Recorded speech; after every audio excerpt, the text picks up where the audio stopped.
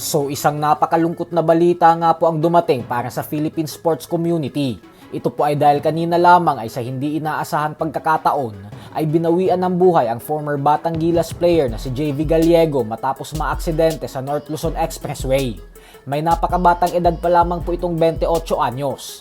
Taong 2016 nang irepresenta niya ang bansang Pilipinas bilang membro ng Batang Gilas national team sa FIBA Asia Under-18 tournament.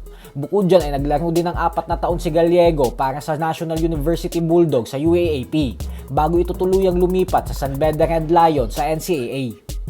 Sa kabilang banda naman mga idol ay tila balik loob naman nga po ang batikang promoter na si Bob Arum sa ating pambansang kamauman ni Pacquiao.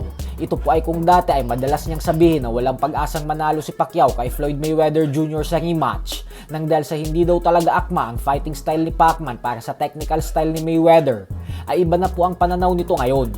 Sa latest interview po kasi kay Bob Arum ay sinabi nito na sa ngayon umano ay papaboran niya na si Pacquiao na manalo laban kay Mayweather kung sakaling mag-rematch ang dalawa.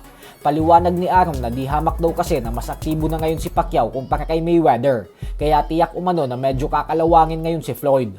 Sa kasalukuyan po ay hindi pa sigurado kung matutuloy pa rin ba talaga ang napostpone na rematch ng dalawa. Ang huling sinabi ni Mayweather ay naniniwala umano siya na matutuloy at maidadaos pa din ang kanilang rematch. Pero ayon naman sa MP Promotions President Sean Gibbons ay malabo na daw itong matuloy nang dahil sa dami ng kasong hinaharap ni Mayweather sa labas ng boxing. Bukod dyan ay hindi daw talaga magkakasundo ang dalawa kasi ang gusto lang umano ni Floyd ay isang exhibition fight lang ang laban nila, habang si Pacquiao naman daw ay gusto ng totoong laban.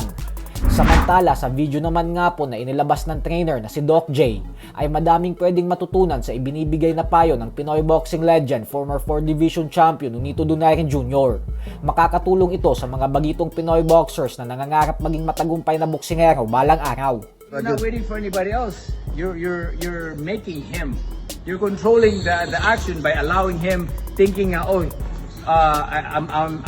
gonna punch him because this is my ring. Rather than waiting, no? Rather than waiting, you're making the fight go the way you want the fight to be. Sakto kayo. By making him punch, by making him move. Kumato ka dali.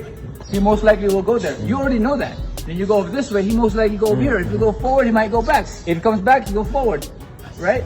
So you're controlling the action by pressing the fight, forward, yeah. but at the same time being defensively, stepping back, and knowing that you can counter, you can move, knowing that it's your initiation that's making him take that action. Yes, sir. Sports Talk PH, kakaiba ang laban ng mga Pinoy. Lakas at dedikasyon ng aros na tinuon. Kamaong nagbabaga, ang sayo ay babaon.